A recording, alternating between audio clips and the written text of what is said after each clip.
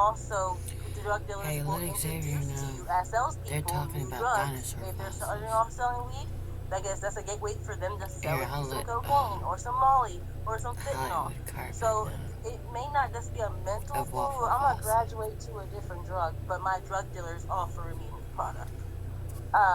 Go ahead, Mr. Weber, please. And where are you from? Because I love your accent. It sounds different. I'm from Jamaica. So, yeah, we can turn on the Jamaican accent and so let me just come off of the boat yesterday, but then nobody going to understand me, so I had to use proper English.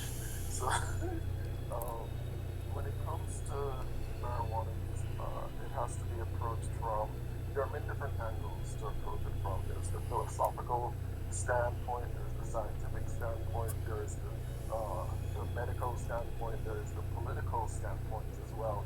And I want to touch on all four of these in four simple sentences. I'm going to keep it as simple as possible. From a physiological standpoint, like I've had friends who were going through AA, and so marijuana is a drug, alcohol is a drug. One of the things that my friend in AA mentioned is that people who deal with alcoholism, mentally it's kind of like a switch that they can't turn off. And that is one of those things where, how do I word this? Um, it is for many people, they may not, they react to marijuana use differently, and I understand that. Um, but I also still believe that ultimately the responsibility for how a person's life turns out remains with the individual. And it isn't up to any other entity or any other group or any outside entity to determine what that person does with their life if the only person they're affecting is their life. So you're kind of seeing where I'm going with this. Now, everyone who knows me knows I'm in politics and I'm Republican. I'm not going to hide it, I'm not going to dance around it. One of the things I believe that Republicans continue to lose voters on is how hard they're hanging on to this no marijuana usage.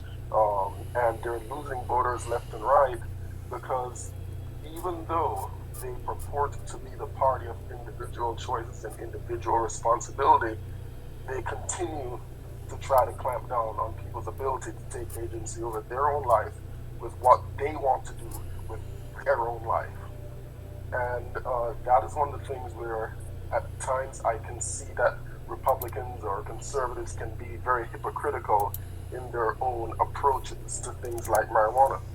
Now, while it may be allowed to be used on a state level, it's still illegal on the federal level, and things can and should be done to address it on the federal level to, if not make it legal, but at least make it decriminalized so that no one um, can be negatively impacted by this, such as usage or transport across state lines, etc.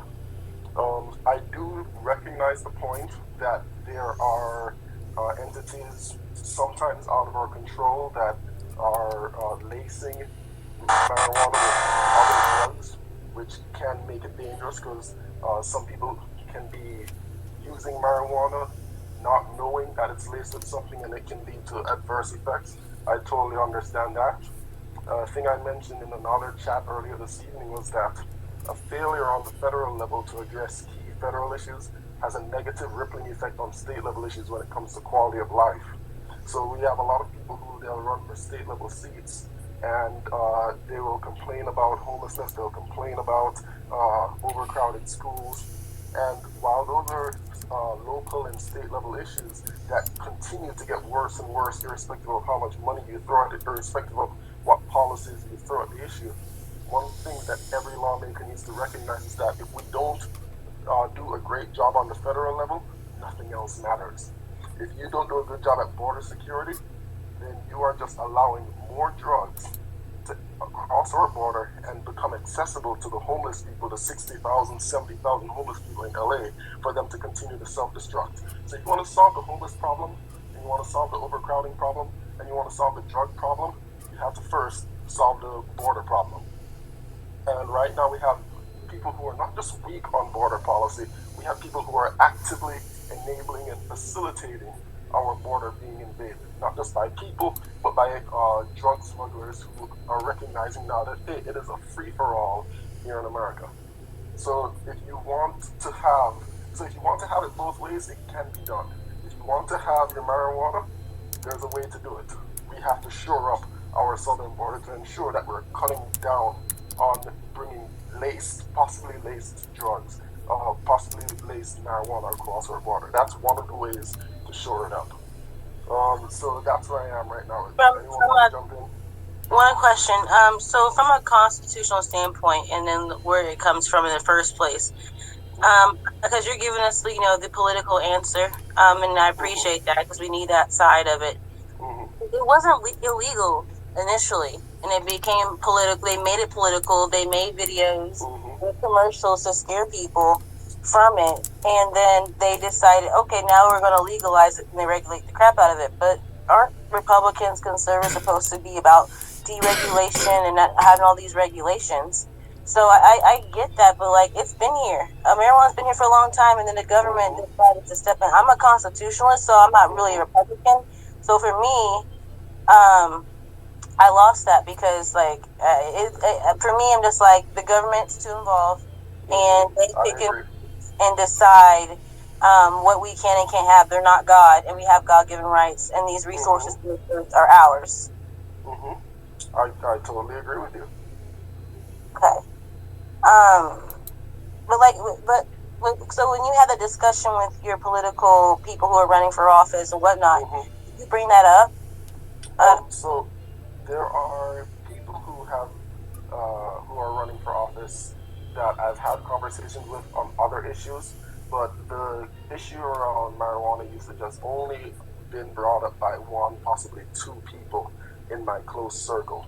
One of them is actually looking to get dispensaries in their city, but the city keeps pushing back. Their Democrat-run city keeps pushing back. It's really interesting. It is interesting because I use it to pander. But there's another thing too. I think that another issue is I don't think most people know that the Democrats are the ones who made it illegal in the first place. So if you could possibly also push your circles to start putting that out there, they're trying to call us the KKK, the white supremacists. That was them. So they made the weed illegal. That was them. That we really got to quit letting them act like they're the good guys when they're the bad guys. You make a very good point, and that is something to bring up. Thank you. Don't go anywhere, please. We have Kimber. Oh wait, Rick, I'll let you reply to that too. Rick, go first, please. And then Kimber, and then Jordan, and then we have some more requests on deck. If you're a speaker and you want to speak before we do the rotation, raise your hand, please. All right. Hey, that's some great comments by Errol. I've seen him down in LA. I used to work in Woodland Hills as a vice president, Fortune 500 company. The thing about marijuana or any drug, just like the lady that worked in medicine, is a society has to want to forward itself. They want to be able to duplicate themselves and be around 20 years, generation after generation. And when you you introduce something like Mr. Errol said, when you introduce something that is a cascading item, in other words, if you have the border open, so therefore you have all the drugs, you have homelessness. I'm near San Francisco, where I would not invite any of you to come visit in San Francisco right now. I wouldn't invite my worst enemy to come to San Francisco, okay? Where I used to be a club DJ, by the way. But the point I want to make, when you have all these cascading items, these social items that people say, oh, it's okay for this, it's okay for that, and you start stacking these items up, what begins to happen? You start destroying your society. My father's side of the family's from Haiti. We've been ravaged by political people all around the world trying to make decisions for us, reaping Haiti of its minerals and its treasures. So I'm just saying, when you have government begin to say, okay, you can do this, you can do that, and psychologically, a person is just too overwhelmed with all the choices that the free society gives a person. And I do understand the constitutional rights of people, but if I was in charge, I would limit some of the things so we could have a society in the future. Otherwise, we're not going to have a society. I wouldn't vote for you, Rick. I know you wouldn't. But that's okay. But see, the point is, I still love you though, but I wouldn't vote for you. Oh, I know we've known each other for a long time, but here's the deal. Somebody has. There's always got to be a grown up in the room, and sometimes grown ups aren't liked. So I'm that grown up, and I would never vote for marijuana to be legal. Rick, it was made illegal. It wasn't illegal before. The thing is, the government did that. So that's the thing. It's like they decided that they had a political reason, and it was to give them more power, because then they arrested all these people who were doing it still. And they say people were committing, and they're trying to tie it with violent crimes and all these things. The government did that. And I think that if you don't like it, you don't want it around you, then you should have the choice to not be around it and don't use it. That's your personal choice. But we should limit other people. We can't pick and choose what part of the Constitution that we want to follow and not, because that makes it ineffective. But Kimber, please go ahead.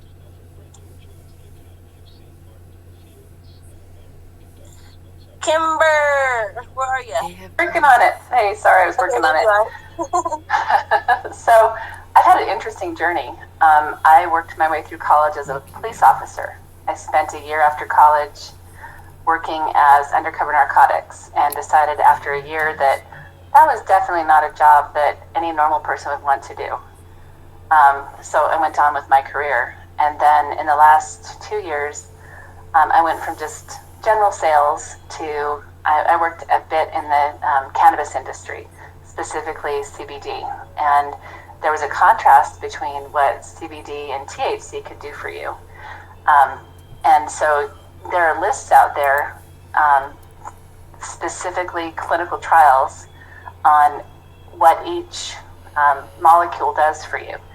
THC and CBD work similarly but differently. But I think the main point here is it's very interesting to watch a plant that you can grow in your backyard be criminalized by the U.S. government because it competes with big pharma. And by the way, I work in pharma. So very interesting to see that they really don't want you treating your own ailments or adding it to your list of things you can do for your health.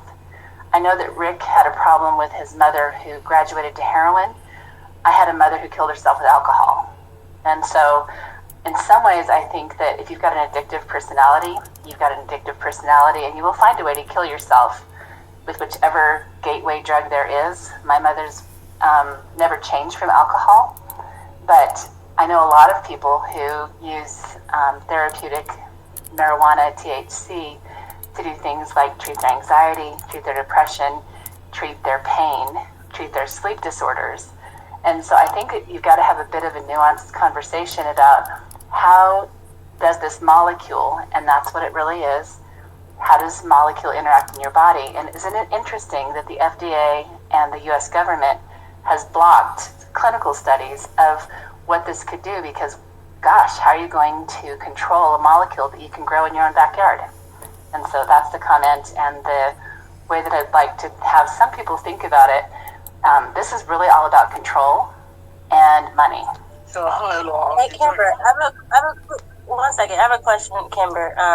We're going to get to those who haven't spoken yet. I'm going to mute the mics for a second so there's no echoing. We have quite a few requests on deck, too. So, Kimber, so on pharmaceutical companies, 1 second, Mary, I'm going to mute you. Okay, so Kimber, are pharmaceutical companies using any kind of form of marijuana in their medication? Do you know? There are some. There's Greenwich Biosciences that created the first cannabidiol product that treats kids with epilepsy, and they've had some really good success. But they're looking at something that is CBD, and so it means it's got 0.03% or less THC. And Marinol. Remember Marinol to treat HIV patients who had bad appetites? They had wasting disease. And now I think that there's go back to Dr. Fauci, the evil elf. he had put a lot of HIV patients on AZT, and they were wasting away, not necessarily because they had HIV, but because AZT was such a horrible drug. And if you could share that for us, whenever y'all, because I've actually recently heard of AZT. I was listening to some people who talk back from the 70s, and they're talking about different. No, it was the 80s. They're talking about these things, and that came up, and I looked it up, and I never heard of that before. But Yeah, I want to meet you one more time, but we have some people who popped up before you. I will get you on here in just a second. But yeah, if you know how to, do you know how to add comments to the nest yet on here? No, not a clue. Okay, so when you go to share, I does on the tall screen now. Okay. I'm sorry, Mary. You can come back in a second. I'm going to remove you because you keep speaking. I don't know if you can hear us or this the app, but if you could make a tweet about the information you shared, because if you add it to the nest when you go to share that tweet, you can add it to this space so that people can have something to look at and reference. Mr. Weber, I did invite you as a co-host. I don't know if you are going to accept it or not, but I saw your hand jump up when someone was talking, so you can go ahead, and then we're going to go with Actual, Jay, and then Tanner, then Jordan. Alright, so I don't think the speaker is in here anymore from Woodland Hills. Rick, there's Rick. I want to respond to something he said about marijuana being a gateway and there needing to be some control. My concern is that it is not the government's job to legislate thought. We're seeing it happen here in California, where our state government is not just making legislation to appropriate funds for different programs, they're actually legislating how people should think. Of course, this is not related to marijuana, but I'm going to give you an example. 2 years ago, in 2019, in California, they passed Assembly Bill 392, which changes the definition of what constitutes the use of deadly force in a police interaction. In the state of California, there are 600 law enforcement agencies, and all of them get their training materials from an organization called POST, California Police Officer Standards and Training. If you want to effect positive change within policing, for example, you want that to be through making behaviors second nature through training. You do not want to do that by legislating thought, because police already have it hard enough having to deal with very stressful radio calls and having to make split-second decisions, and all of a sudden, now you're going to stick in the back of their head that they're going to have to, that you're legislating how they're supposed to think, so now you are legislatively handcuffing the police while they're trying to do their job. Imagine the government coming in and doing that to you. Where's the proof of income for their job? They have no value in their government. That is what legislating. They're not constitutional. So when the Americans and the Constitution is not their government because they're on the multiverse Constitution. That is a responsible parent's job. That is a responsible adult's job. You don't want it to get. They're not born amongst the Constitution. I agree with you. Let's make that the responsible They are illegal job. aliens. So it's a responsible adult's job to not be lying around on a coffee table. It's a responsible adult's job to teach their kids right from wrong. It is not the government's job to babysit every American. So that is my take on it.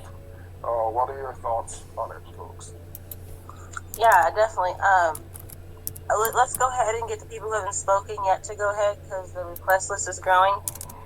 If you are on here, repost this. Tag my name, Donnie the Don, in it so I can see it at Donnie the Don. And I'll repost it. Maybe I'll make a hashtag on here too to help you guys out to do this. But where all these Fox Space people come from? Did y'all see all these Fox Space people in here? They dropped all these emojis. And is it just me? I'm gonna have Christine come on in this little. That's Shiba Coin. What everyone's posting here, Shiba Coin. What is that? It's a cryptocurrency type coin. Oh, interesting. If one of y'all want to pop on, please request. I'm interested because I don't know where y'all came from, but it's cute though.